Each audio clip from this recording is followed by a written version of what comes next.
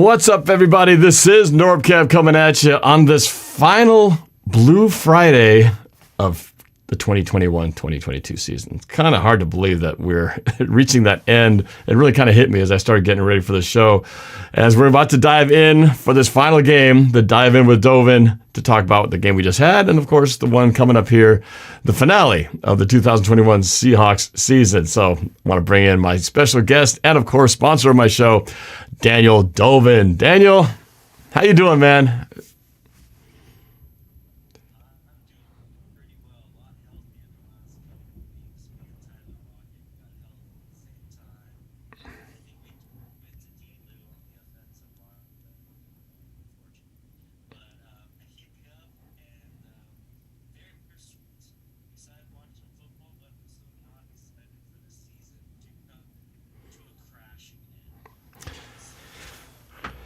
Yeah, well, it is a little bittersweet. Obviously, the season hasn't been what we all hoped it would be. I think we all thought at some point, okay, this is the week it's going to turn around. This is going to be the week it turns around, and it never really quite turned around. And whatever turnaround we're feeling now, it's just too little, too late. But there's still always something good to be had from seeing the progress, because even if this season technically is going to be over soon, we can carry over some of the positive that we're seeing now, and hopefully that will translate into an even better season next year, no matter what happens in the midst of all these different potential changes that everybody has been talking about. So let's I guess talk a little bit about the good before we talk about this final game, the Lions game. We did a little show before the game, and I think we were all a little bit, doubtful about having a spectacular game. And then what happens? The Seahawks put a 50 burger up on the Lions, and could have put even close to 60 if they didn't take the foot off the gas pedal. But that was a really pretty surprisingly great performance by the Seahawks, and I just want to kind of get your take on what you thought of what you saw on Sunday.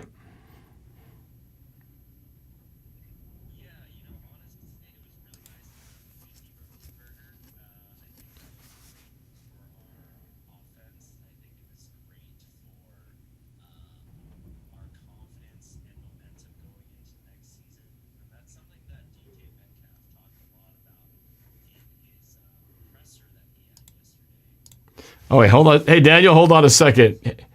Hey, yeah, no, just realizing that. I got a little technical thing. Hold on a second. I realized we were kind of, we had been messing with the audio in the last program, so we have a few things that are a little bit out of whack. So let me just get that straightened out here as I'm... there's nothing like working out technical difficulties in the middle of a show.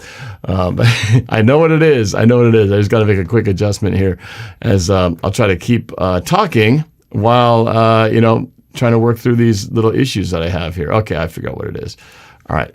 Now, Daniel, are you there now?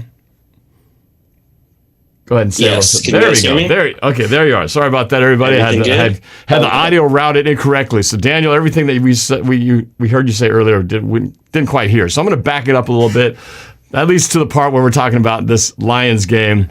What was your take on what you saw? A little rewind, deja vu. Go for it, Daniel. What did you really think now about that Seahawks-Lions game? I thought it was great for us to put up a 50 burger. I think that it was great for the confidence of our offense leading up to next season and having that good positive momentum. That's something that DK Metcalf talked about in his press conference that he had yesterday as well. So I think it's great for Shane Waldron. And yes, a lot of naysayers are going to say, yes, it was against the Lions. They're a 2-win team. But honestly, it's still the NFL. And that's what we should do, is put up 51 points. So I was really happy to see that. Really happy to see 9 players catch the ball. It's great to see Rashad Penny put up 170 yards. And it was great to see just all the way around special teams, defense and offense making plays and actually playing some complementary football and having some good time of possession. It was a really solid game all the way around, and it would be great to win this week as well against Arizona and play potentially spoiler. They could, the Rams could win the division this Sunday, and that would be great to end the season for us on winning note. and increases the odds that we'll run it back with Russell. So my mind is slowly changing on that. Maybe you're right, Norb. Maybe they will run it back. Oh, you're wavering back and forth on the whole thing. Well, I'm going to talk about. I'm going to read some sounds of, this whole week has been some interesting things being said and dissected word, every letter of some of the phrases coming out of Russell Wilson in particular's mouth, and we're going to get to that in a minute. But I want to linger a little bit more on this Lions game. Just talk about some of the spectacular things that we saw out of this. We won out of 29-20 in first downs, third down efficiency 7 for 12. When have we seen that before? Haven't we talked about, wouldn't we love to just be close to 50%, that we would actually probably win a game if we get to 50%? Well, in this game, we were not only just 50%, we were better than that, and look at the result. The other, one of the more important things that we've been talking about all year, time of possession. I think, again, one of those rare times where we won the time of possession game, 33 minutes to 26. And it just goes to show, if you can get those two things, the third down conversion and that time of possession, which Rashad Penny, man, running like a beast, man. He's just really trying to get paid now, because where everyone pretty much has written him off, boy, is he making a case to say, wait a minute, I ain't done, y'all. I still got some value here. So he's been definitely kind of changing a lot of people's minds and confusing a lot of us, too, who thought, okay, Rashad Penny, we know he's a bust. Suddenly it's like, wait just a second here. Maybe there's something left. So that was fantastic to see. What did he get? Like 100 and how many yards did he get rushing? It was 170. Yeah, it was one of his great performances. And like you said, the defense played a spectacular game. We got interceptions, 3 of them, in fact, and just dominating in almost every facet of the game. So that was just fun.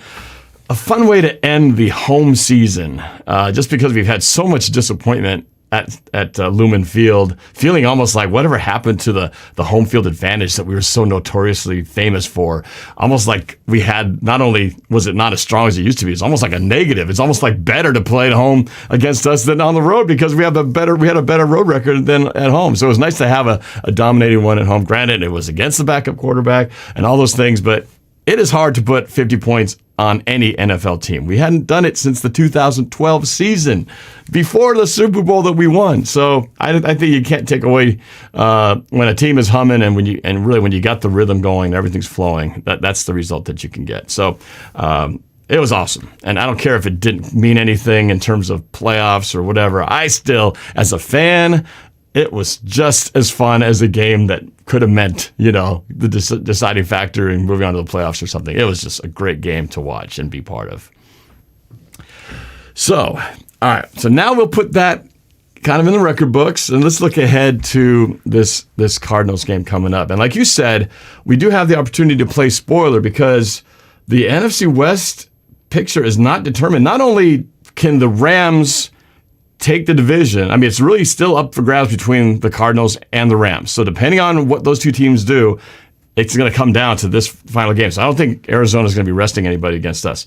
And then the Niners are still trying to get us. They could get knocked out. If they lose to the Rams, they could get knocked out of the playoffs entirely. So it's kind of weird emotions, right? Because this was a year where, Daniel, we could have had all 4 teams of the NFC West in the playoffs. And we're the ones who spoiled the party. We're the ones who didn't make it. And it's so disappointing, because we were this close, 1-2 games early in the year, and we could have been in that NFC West playoff party. And unfortunately, we're the ones not invited to the dance. It sucks. But it's, so it's hard to know who to root for, because I don't like to root for any of these guys, right? I'd love to see the Niners get bounced out, really, because at the hand of us, because we swept them this year. At the same time, I don't like to root for the Rams, but I think I have to root for the Rams if I don't want the Niners to make it. And then I don't like the Cardinals either. I want to beat the Cardinals, but if we beat the Cardinals, we might give them the division. It might result in somebody else. The results in the Rams getting the division. So it's a weird deal. Who are you rooting for here, man? I mean, I think it goes first. We got to beat the Cardinals, because bottom line, we got to win our game just to make ourselves feel better. But I don't know. Is it? Do you want the Niners to make it in? Do you not want the Rams to get the division? It's kind of hard, right? Yeah. For me, I feel that I'm not very annoyed with the Niners, because we've won the majority of the games against them in the last 10 years. So I don't really have much negativity against them. I'm also not afraid of them as a team. I think Jimmy G leading the charge, I'm like, they're not going to win the Super Bowl anyway. I think the Rams have a shot to go far, but I can't see them, going all the way unless Cam Akers is really 100%.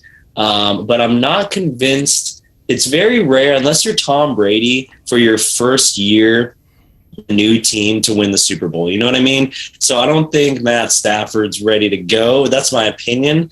And then I think the Cardinals, they have the best chance when they're fully healthy, just given the fact that, DeAndre Hopkins hasn't played in forever, and he's the stud of studs. And I would say it'll come down to health for the Cardinals. But honestly, none of these teams I really think about, and the reason is because I don't think any of them will win the Super Bowl. I think the Bucks have a better chance of running it back. I think the Packers have a better chance than them this year, and that's just my opinion. I think the Seahawks really missed their opportunity, like you said, to join the party. It would have been a lot of fun. But again, for us, it came down to health as well.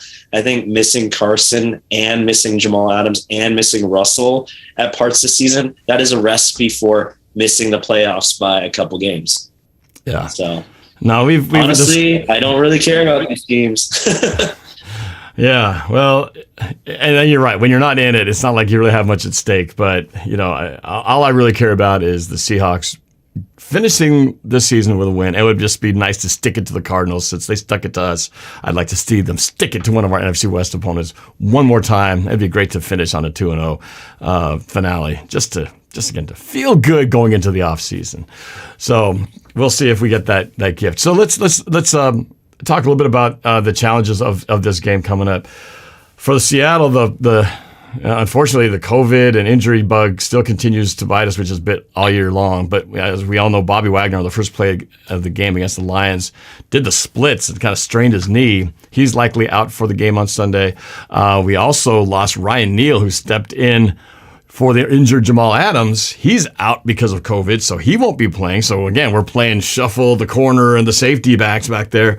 And then I think Carlos Dunlap might be is questionable with potential injury. We've also got Brandon Shell probably out, so it's going to be the rookie Jake Curhan in there. So we got some guys to look out for. John Reed, cornerback, got a concussion right now. Gabe Jackson's dealing with a knee. Will Disley dealing with a heel. So we'll see what we got, but we're definitely going to be hurting on defense, and that's going to be tough going against this time against Kyler Murray. Because if you recall, when we played the Cardinals the first time around, they didn't even have Kyler Murray. They didn't have DeAndre Hopkins, and they still end up beating us pretty bad. My question for you, man, is do you think that I don't know if it's just a Colt McCoy thing, because he's beaten us bad twice in two different teams 2 years in a row. Maybe, and we actually beat Kyler Murray when we played him. So maybe it's actually better that Kyler Murray's quarterback instead of Colt McCoy, because Colt McCoy's a Seahawks killer right now. Doesn't make sense, but he is, right? Well, I think it does make sense because our Seahawks defense has always been bad against a quarterback who can get all their checkdowns, right? Someone like Tom Brady and Aaron Rodgers, they're scary because they can do both. Right, they check it down when they need to, and then can throw a bomb and hurt you with an explosive play. The thing about Kyler is he's still a little bit young, right? He's super explosive, right? He can run the ball for 26 yards for fun, or he can throw a 60-yard bomb, right, to A.J. Green or Christian Kirk or Hopkins, right? But with Colt McCoy, it's going to be dink and dunk forever. 6 yards, 6 yards, 6 yards, 6 yards, 6 yards. And I think that's always been the Achilles heel of the Seahawks, really, is playing really mature, calm quarterbacks who aren't going to turn the ball over. Because really, we've always been on the very explosive side, whether it's, hey, we won the turnover battle by 3, or someone dinked and dunked us to death. And the playbook's been out there for years because we've essentially had the same defense for the entire tenure of Pete Carroll's tenure here. So I think the book is out on us, but I am starting to think that a lot of the drama, on a side note here, Norb, I'm thinking a lot of the drama was from the media. I think it has been overblown, because I'm thinking about internally in that locker room, there's probably, excuse me, a lot of hope right now, just given if you win the last 2 or 3 games or the last 3 or 4, whatever, they feel really good in the locker room, right? The offense is like, cool, we just put up 51 points. They don't look at it like the way we look at it as fans. Oh, it's just the Lions. Or the way the media looks at it. Let's find the storyline and see who has drama,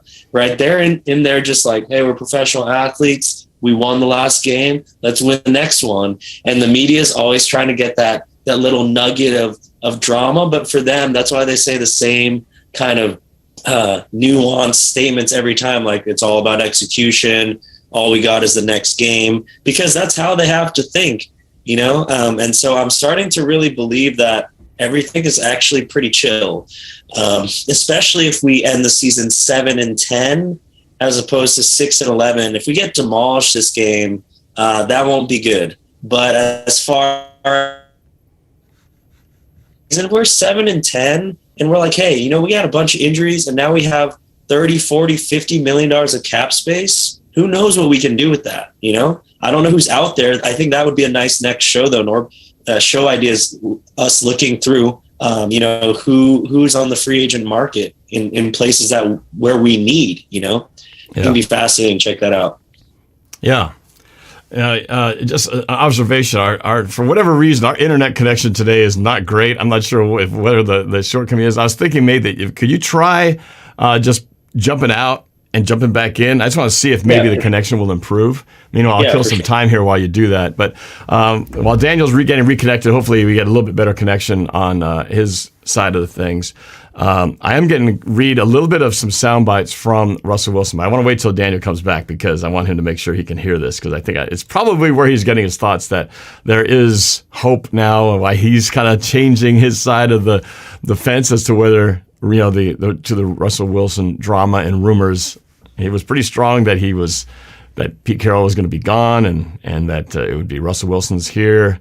I think it changes from week to week in terms of the feeling. Like, what's the tone of things? Where is it?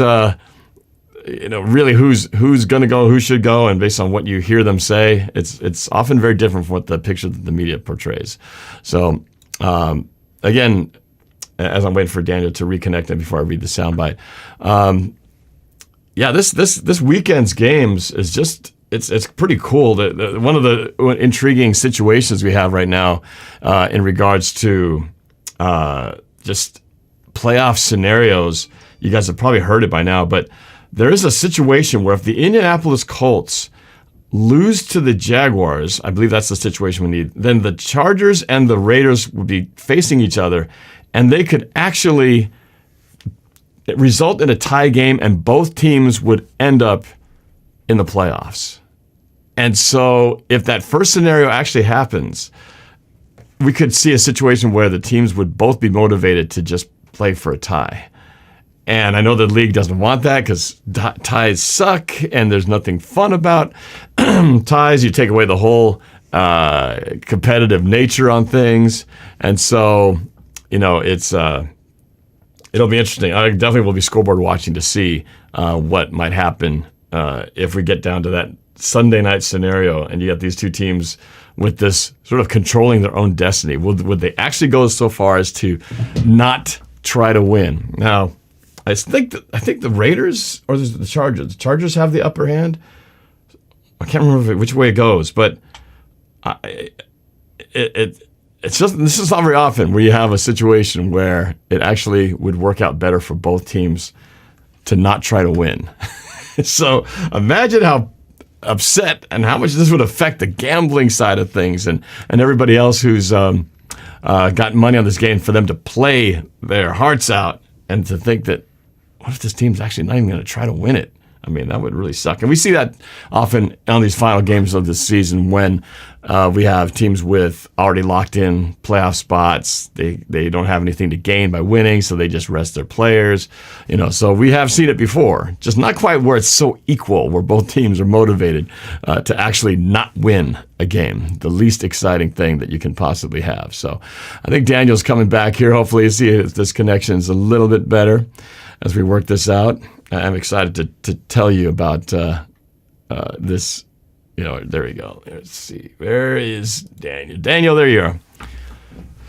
Not sure if it's better. Is it sounding okay? Yeah, Is it looking okay? You're moving a little smoother. Before, you're a little more choppier. The sound was breaking up a little bit. I can still understand you. That. No, it's okay. This looks a little bit better. Okay, so you were talking about, you were kind of waffling. You were kind of on, last week we were talking about it. Carroll's out. Russell Wilson's going to be here. I believe that was your stance, wasn't it? You and Squabo said the same thing. I was like gluten-free waffling. Yes, absolutely. Okay, all right. Gluten-free, whatever works. So there was some press conferences, in the usual press conferences, and I should preface this by saying Pete Carroll in multiple times has been asked, what do you think of the speculation that Russell Wilson wants to go, or that he's entertaining these, moving to other teams?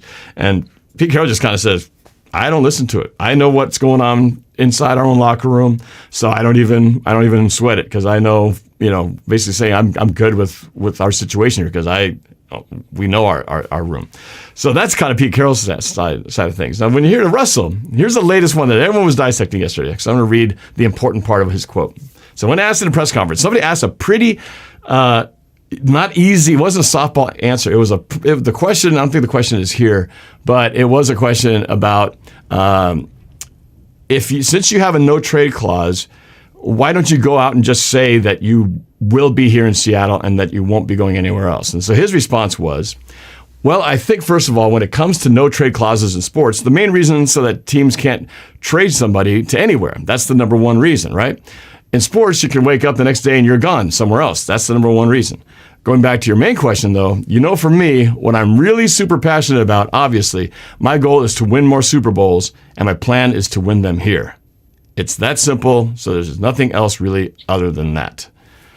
So you hear that, right? And you think, wow, that sounds good. Russell wants to stay in Seattle. He plans to win Super Bowls in Seattle. So the optimistic like me, the glass half full guys are going to go, see? Nothing to worry about. Everything's good. Russell wants to stay in Seattle. Here's the problem.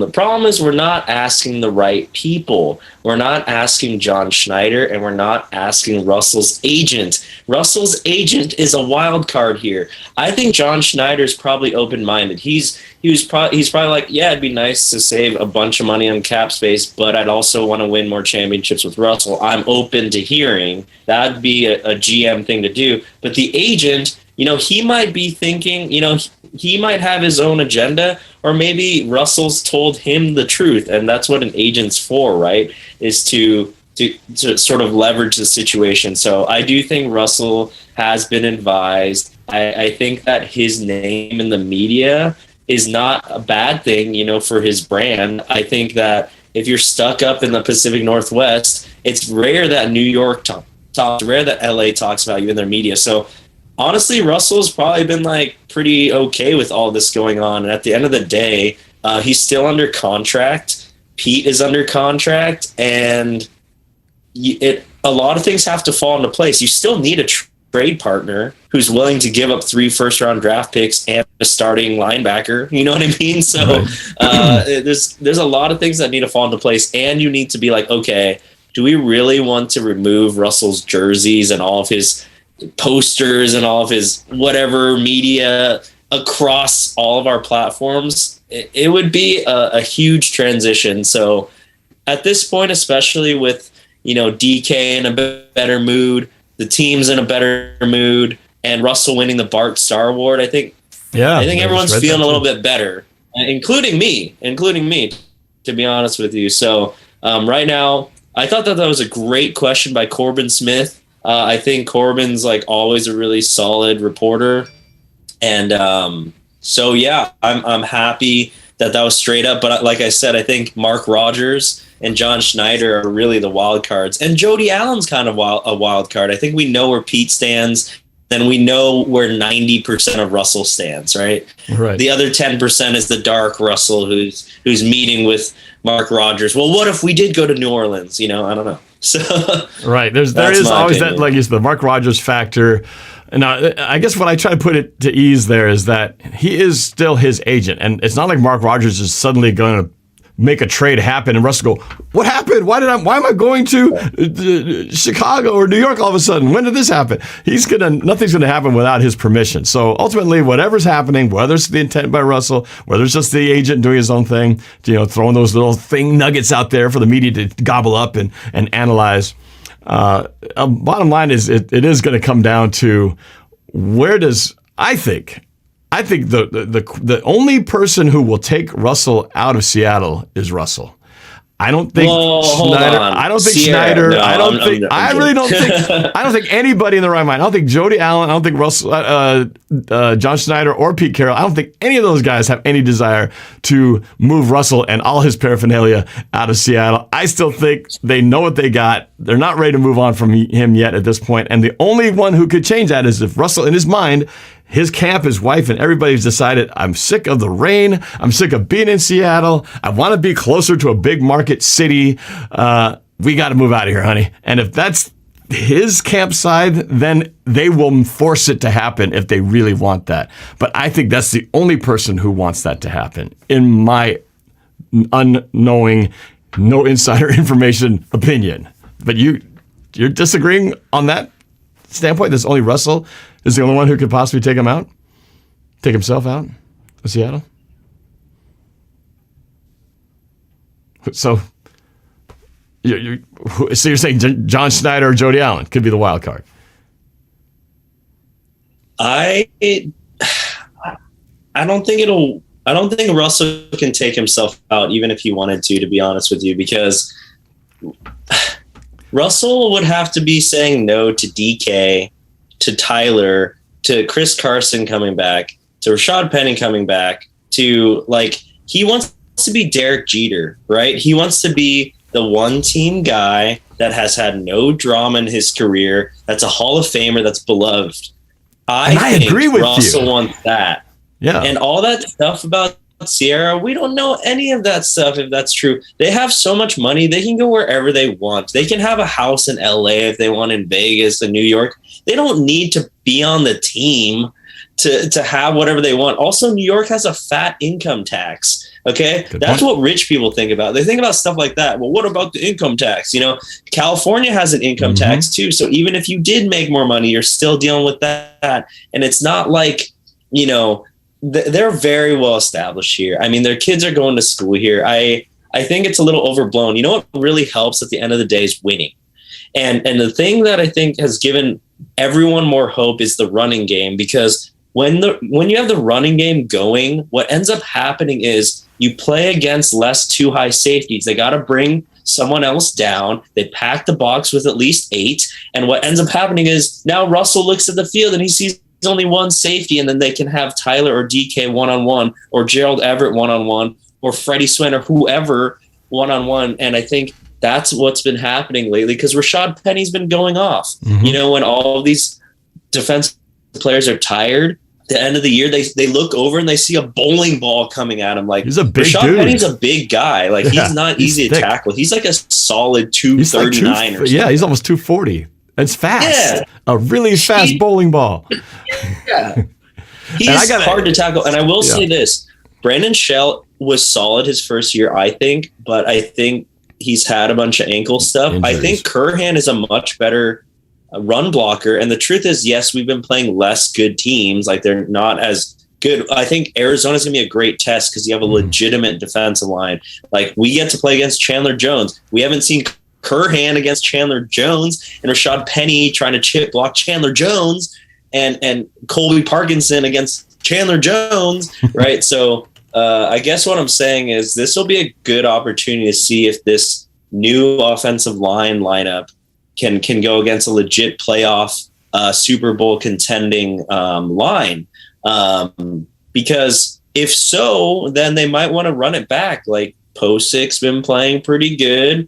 I like D-Lou in there. Dwayne Brown, can he go one more year? I don't know. Curhan, and then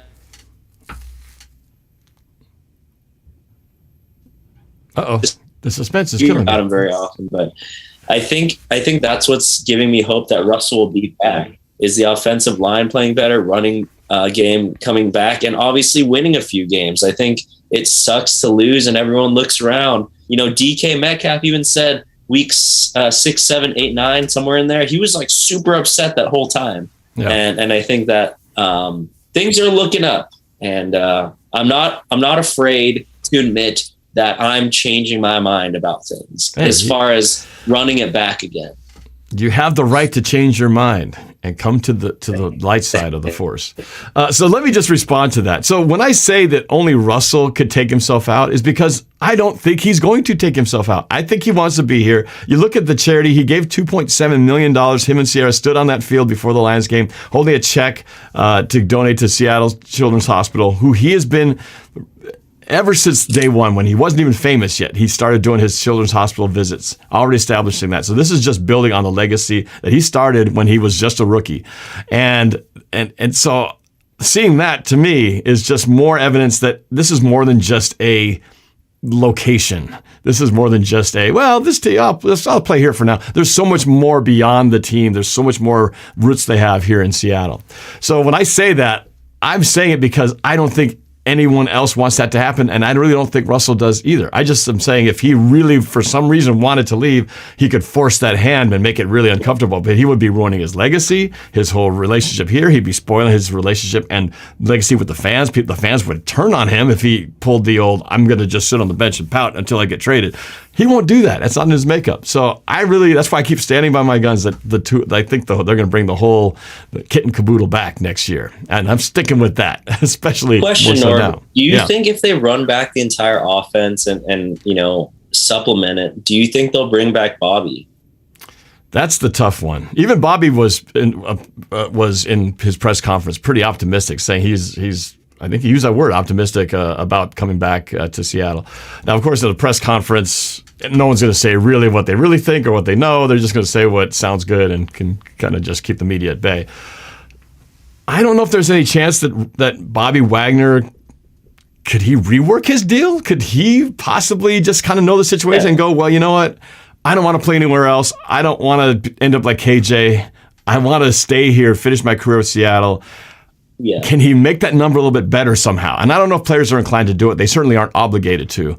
But I would love to think that he would. I think Bobby might be representing himself, which I think it does make things even harder for both sides, because one good thing about having an agent is it's a buffer, right? And hopefully both parties can be really, really honest with the agent, and then the agent can translate it in a way that does, make sense to both parties, as opposed to being like, okay, Bobby, well, the truth is, like, we did this analysis on your knee and we think that you have a 40% chance of blowing it out in the first 8 weeks. Like, they're not going to say that, but they might say that internally with their team doctors, and they might use that number to come back to Bobby's agent, if he had one, and say, hey, so we'd love to rework the deal. Instead of like 17 million, like we can offer, 12 million, but it's all guaranteed up front. You know what I mean? Like, I think that is an added layer that might be a problem. Another problem for Bobby versus the Russell situation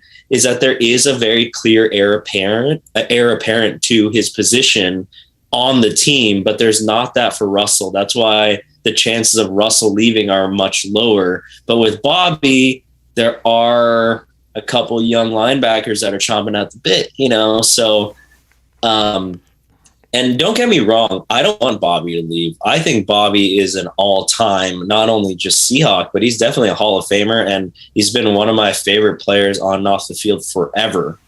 Ninja, man. But I do think that there's a high chance that the contract, the way that it's structured right now, is not going to stay. I think it does need to be reworked. Otherwise, I don't know what's going to happen. It's a lot. Isn't it like over 20 million or something like that with the cap hit? It's a lot to, even for a guy like him. But that's why I'm hoping they could find some way. And I didn't know about him representing himself, but the fact that he doesn't have an agent, he's cutting out the middleman. There's a percentage that he doesn't have to pay the agent. So, for whatever that amount would have been. So I heard sports agents make like 6%. It's pretty high. Yeah.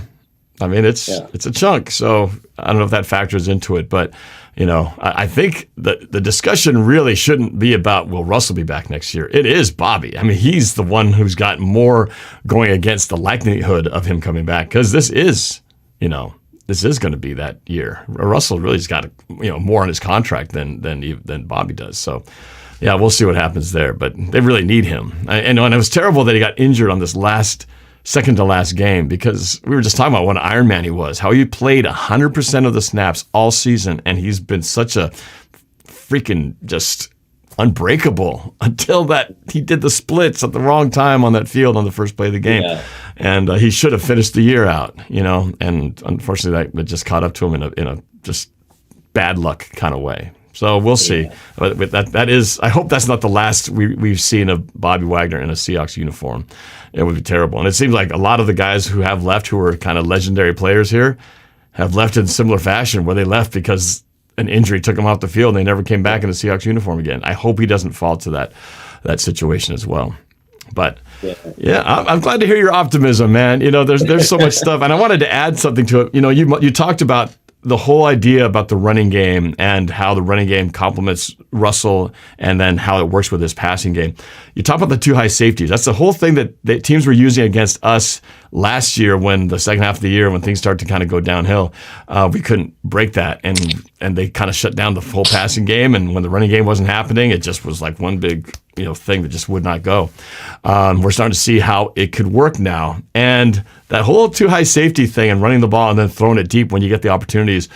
I've been playing a lot more Madden. Like last night, I played, I think 3 or 4 games last night, up into the wee hours, and I won them all. Some of them, I wish I was recording, because one of them I won with like 1 second left. Another one I won because a guy ran out of time before he could kick a field goal. I mean, it was exciting. But what made me really appreciate what you just talked about was, I've never, until I started playing this, really appreciated what it meant. When I go up to line of scrimmage and I see two high safeties, I'm freaking going to the run. I'm running, and I'm breaking through 5 yards, 8 yards, and then when they put that safety up there, boom, I hit him with DK or lock it down the field, and I explode for a big touchdown. And that is really, it's like I'm foreseeing what this offense could do, and I'm controlling it myself, and I'm going, if I could do it in Madden, that formula finally comes together, we're going to see that again explode in 2022. So it's fun to see it and be part of it, playing it, simulating it. But the real thing, we're starting to see it now. But like you said, the real test is, can they do it against a legit team who's motivated, who's in the playoffs, and looking to try to go deep. But speaking of motivation, there's an interesting thing you guys got to watch. I heard that Marcus Golden, one of the outside linebacker for the Cardinals, he has a incentive in his contract. If he gets 2 sacks in this game, it'll trigger a $1 million payout. Whoa! So 2 sacks equals $1 million. Now, so Marcus Golden, number 44, keep your eye on him, because if there's a guy out there who's going to be playing his butt off. Man, Daniel, you and I, put a Seahawks uniform and say, hey, Norb, if you can get to sort of quarterback twice, each one's worth $500,000. You want to try it? I would be in the neutral zone every play. Right? So he's going to be, let's go! So he's going to be motivated. It'll be interesting to watch that chess match. But at the same time, maybe they can exploit that. He might be over-aggressive. Maybe he's going to try to overplay and be too aggressive down, trying to get to the quarterback. But maybe we can exploit that with the They're going to put him play. on Curhan every single play just to test him. Like Curhan and Posick, D-Lou, just the young guys, Yeah. Dude, so there's some teams that encourage that, and they actually, want their players to get it. Other teams, they're like neutral, they'll play it normal, and then if someone hits an incentive, they do. And then there's teams like Antonio Brown is accusing the Bucks of doing some shady stuff, and that's similar to what happened with the Mariners too, right? In terms of manipulating service time with players like Jared Kelenic and things like that. And Kevin Mather's gone because of that. So I would hope that they let the players play. And, if he hits that incentive, he does. I think that's what those are for, just if it happens, it happens. And usually it's for the whole season, right? How many would that be for the season for him? I don't know his total. Like 10 sacks or something? Yeah, I don't know the total. I don't have it in front of me. But, it's Well, we saw that on display. We saw a very clear and obvious manipulation. I don't know if it was the coaches or the players, but remember the David Moore in his last game with the Seahawks. Oh, you know what? Marcus Golden has 11 right now, so the lucky number is 13. Lucky number 13 for him. Okay, well, either way, we know the magic number is 2 for him. So watch number 44 trying to get after Russell Wilson. We know that we've had issues with Chandler Jones, a nightmare for Russell Wilson and that offensive line. But look for Marcus Golden to want to be in on that action. $500,000 per sack. It's hard to. It's like literally one sack. Put a price tag, $500K. And then that's why they celebrate so much when they get this. Oh yeah, the password, man. Every time they do it, they know that whether it's this season or their future contract, they're going, "That just got me another $500,000 right there, baby." So, but yeah, the David Moore play. Remember that one? He needed one more pass to trigger some awful kind of. I can't remember what it was. It was like $300,000 or something like that. He just tossed. He just did like they did. Actually, it was like the play we did to Tyler Lockett, who scored a touchdown. It was just basically a toss sweep to him, but technically it's a pass. And so speaking of that, this reminded me. It's a very, I think, forgotten part of last game. But Pete Carroll showed a lot of class. We were in the red zone, right? And we were at the 1 yard line. Yeah, that's really classy. It was very classy. We ran a jet sweep to D. Eskridge, and I thought he was going to get in. He was going so fast, and I thought he turned the corner. I thought he was going to get in, and they just tackled him just short of the goal line. And he could have easily punched it in, but Seattle showed class. We could have ran it and made the score 58. It would have been 58 to whatever their 29 or whatever their final score was. Tying the last, I think, high score of 58 to nothing in terms of point totals that Seattle had in 2012 against the Cardinals at home. Was that 58-0? 0. Yeah. Oh my gosh. And then they put 50-something against the Buffalo Bills in Buffalo. So we put 2 50 burgers in 2012. Nuts. I think one of my favorite this last game. Previous games was that crazy Buccaneers game where we were down 21-0 at halftime. At home, that was nutso. Same thing with the Packers game, the Jermaine Kearse, I think catch to send us to overtime, and then it was Golden Tate, right? Man, I miss some of those old receivers. I know, man. I know. So those names are just synonymous with moments of just totally elation. And you brought up that Buccaneers game. That game, as you may or may not recall, that's the game that created NorbCam. Because if it were not for that historic comeback, that is what got me to record the finale of that game. Because I was going, hey, it's going to be the most historic comeback in the history of the Seahawks. I better record this. And then I put it up, and everything kind of took off from there. So yeah, that game has a special meaning for me for sure as well. To a lot of fans in that year. So. But, all right, so a lot to look forward to. This is definitely not a meaningless game because we just talked about all the meanings why this game is important, not just for the Cardinals, but for the Seahawks, for momentum moving forward, for just even the feel good. Even the players, like you said, even though it's not changing the playoff situation, it does make them feel better about where the team's at. And if we can put 100%. Up a good fight against them and even get the win, that speaks volumes to where this team is, what direction they're heading. And I hope they can keep the momentum going because they're looking really good right now. And hopefully they can get some of the same magic that they had last week. It's going to be tough, though. $1 million sack. It's going to be motivation. Yeah. I think this will be a great game to, put on tape, especially for the offensive line. And I think it goes without saying that there's going to be some pretty big changes on the defensive line. However, like what I mean by that is some of the middling players like Benson Mayowa, maybe a question mark to return. But as far as the offensive line, I'm still curious if the current 5 we have, if they're not going to all come back, honestly, because there's not. For offensive linemen, you can't just randomly give someone $12 million and they come in and they're an all-pro. It's pretty rare that happens, and I'm not sure who's available this year. Like I said, I'd love to do a show with you on that, maybe a roundtable. But yeah, I feel like it's given a lot of hope because Curhan seems legit in the run blocking, and that's been so helpful for the offense. I also think it's help to play like not so great teams, but at the end of the day, it doesn't really matter who you play. It's how you play, that week. period. And we see that across the NFL all the time. Like there's always some weird wonky game where someone should have definitely won on the other side, and then it just flips for whatever reason. And so that's why I'm really excited for this game, because both teams have something to play for. We're all going to be playing our starters, and we could play the spoiler, and that's exciting. And it was nice to see DK go over 10 touchdowns last game too. I think he was sitting at 9, right? Ending with 12. Yeah. It didn't seem like a 12 touchdown season, but it was. So because it just makes you realize how many more he could have had if Russell doesn't get hurt and we had a better running game and didn't have so many injuries. Yeah, I know. It was amazing that he still accomplished what he did, even though it seemed like he was so missing in so many games, right? But that just shows what kind of talent potential he's got. So, yeah. So we will. It's going to be a lot of fun to watch. I'm very excited. I'm very looking forward to this game. And remember, we put 51 on Detroit, and Detroit beat the Cardinals. So if you do the math, therefore, of course, it never works like that. Never works like that.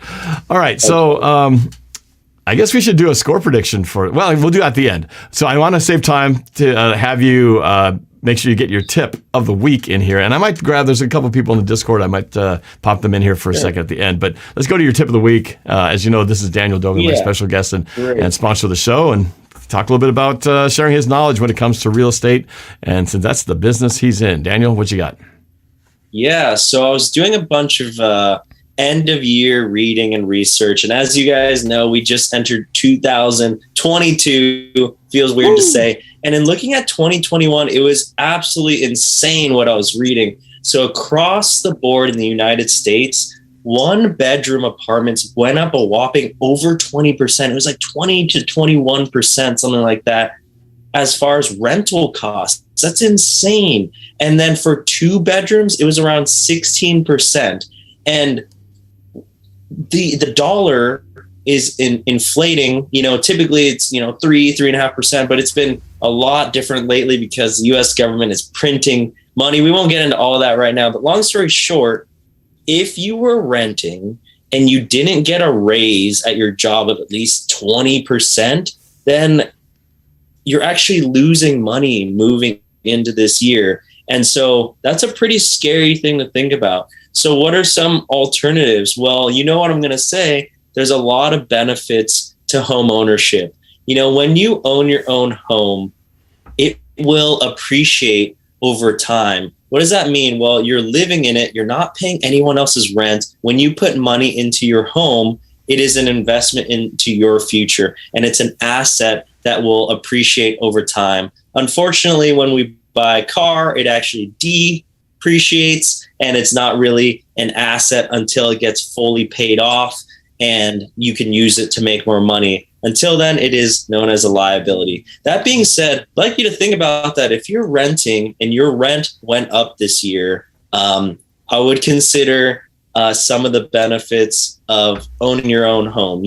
Another benefit is when you own a home, all the interest that you pay on your mortgage, all of that is a tax write-off. So there's a lot of incentives in the United States to owning a home. There's tax incentives left and right that you just can't get when you are renting. So I would say, I'd encourage you to think about, owning as soon as you can, no matter what it takes to own, as opposed to living in someone else's ownership, I think would be the way to go. And so if you have any questions, let my team and I know. I'm happy to say that we won the Marketplace Sotheby's Best Team of the Year award in 2021. So really looking forward to helping out 200 individuals / families / organizations here in 2022. And we'd love to serve you. If you need anything, my phone number is right here. You can text me or call me and I'll get back to you as soon as I can. So thanks for the opportunity to be here this season. It's been a pleasure. And next year, it's going to be a much longer season because we are going to make it to the playoffs. And to answer your question, D-Man W, this is a Seahawks talk, but this is the last episode. So just saying thank you to Norb for letting me sponsor as a real estate guy, sponsoring a Seahawks channel. So really appreciate that and here to help in any way. So thank you very much. Yes. D-Man, you must be new to this particular program because you've been doing it all year, and I always have Daniel with his different real estate tips and money tips and things like that for young and old out there. So I'm glad to be able to partner with you on this, man. It's been not the ride we were hoping for, a longer ride, but it was a fun ride nonetheless, and I've really enjoyed just going through this journey again with you for the first full season. We did a little bit of a season last year. This is kind of our first full season, so looking forward to more and more of these to come.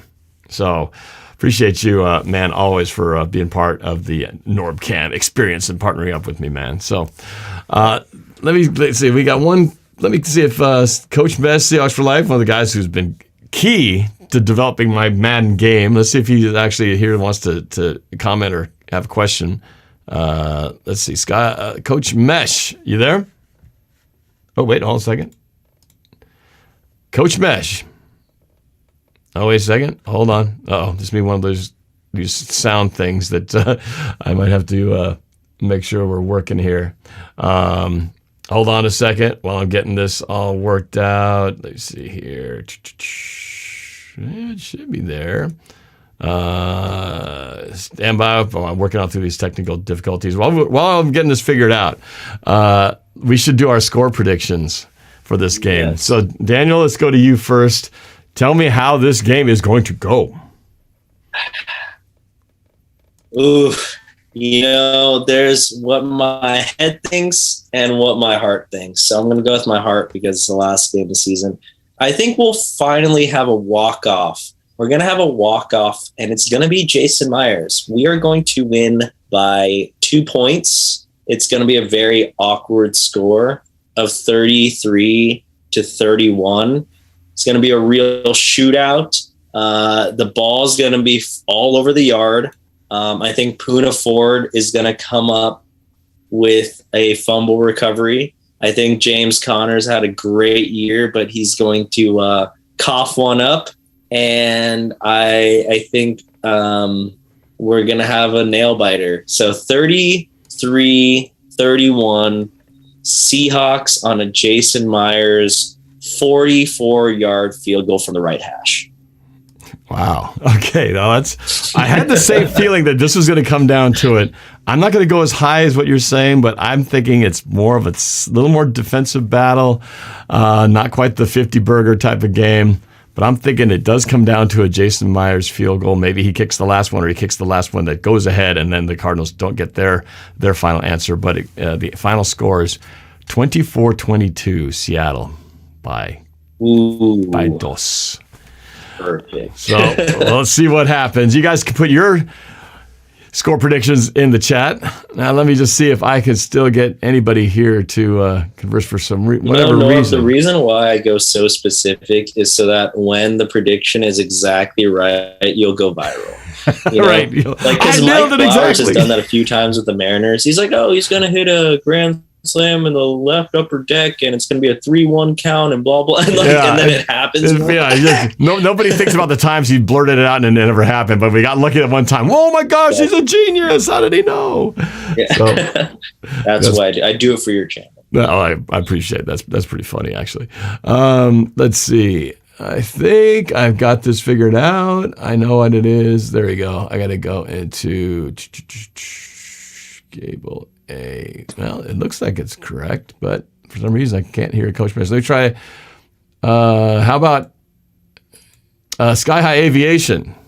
Am I able to hear you? Can you hear me? No, I can hear you. So it was something with Coach Mesh is not the one I can hear. Okay, Sky High Aviation. All right, so we're in the tail end of the show here. Yes. Comments or questions? Am I supposed to ask a question?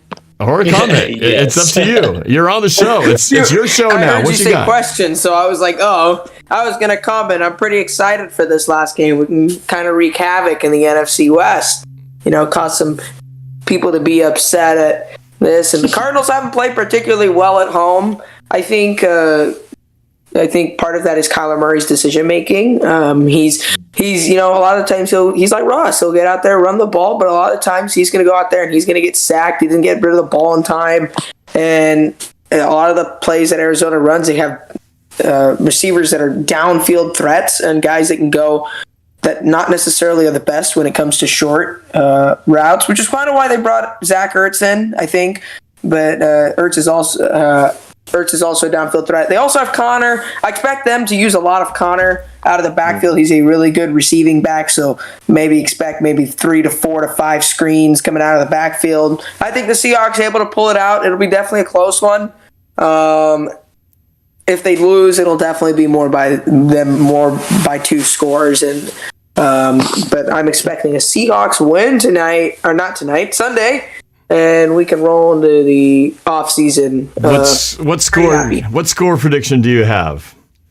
Score prediction. I was thinking closer to Daniel's score prediction. I'm thinking it's going to be somewhere of 27-31, maybe upwards of the 30s. I don't think it's a hard fought defensive battle. I think there are some key defensive plays made, like an interception, fumble, but I think offenses are able to take flight here. Russell Wilson, despite the history in that stadium, has always seemed to play well in State Farm Stadium, minus the tie game and the last play of the Super Bowl, which overshadowed what. Don't bring it up. No, I was hoping no one would bring it up. There's a lot of bad things that have happened in that stadium. I still can't watch that play. Whenever it pops up in a highlight reel or something, I will skip it. I cannot watch that. I blame Brandon Browner, man. I blame him. He knew what was coming. He literally pushed him into the ball. Jermaine Curse stonewalled him and prevented the. We're not going to talk about that. We're not going to talk about that. There's going to be better news coming out of Arizona on Sunday. We hope. Fingers crossed. All right, Sky High. I should do a quick plug on that. Hopefully things work out tomorrow. I think you and I are doing a little thing tomorrow that you might be doing a little special breakdown of what we need to do to fix the Seahawks. Right? Isn't that what you got? Yeah. So it's going to be epic. So Sky High Aviation, big play here on the Discord. Yeah, we've been talking behind the scenes that he's got his own approach. That's what he thinks the Seahawks need to do to fix things. I'm curious to see where that. I have no idea what it is, but I'm interested to hear what you got. So hopefully tomorrow, tune in and we'll unveil Sky High Aviation's secret plans. So thanks for calling in today, man. I look forward to our show tomorrow. All right. Have a good weekend, you guys. All right, you too, and go Hawks. Let me try to grab a couple more in here. I think Coach Mesh, I see you lit up, but I don't hear you talking. Coach Mesh, you there? Oh, not there. Strange. I am just not hearing you today. Sorry about that. Let's go to Rain. Strange. I am just not hearing you today. Whoa. Sorry about that. Let's go to Rain. Strange. I'm hearing myself seconds later. Rain, are you there? Can you hear me? Yeah, I can hear you now. Yeah, what's your comments, questions? What do you got as we enter this final game of the season? I just can't hear you, though. You can't hear me? It might be something on mine. I think it's something on your end. Let me check. Hold on. All right, I'm going to have to put you on hold. Let me go to Bradley. Bradley, you may have the final comment here. Bradley? Same thing happened to me when during the Packers game. And I went to settings and it started working again.